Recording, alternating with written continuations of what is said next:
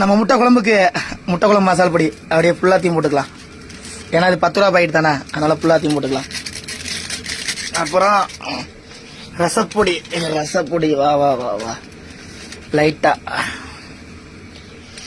அப்புறம் மஞ்சப்பொடி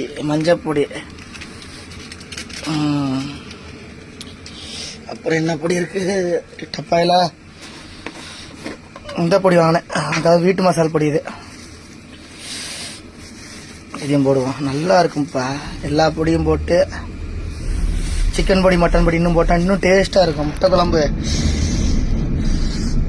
நாக்கு ஊறும். நம்ம முட்டை குழம்பு சாப்பிட்டோம்னா அப்படியே கிண்டிக்கிட்டுக்குவோம்.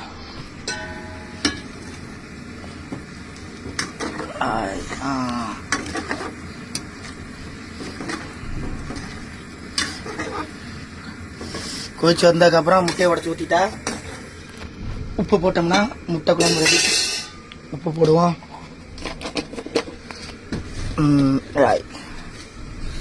தேவையான அளவு உப்பு.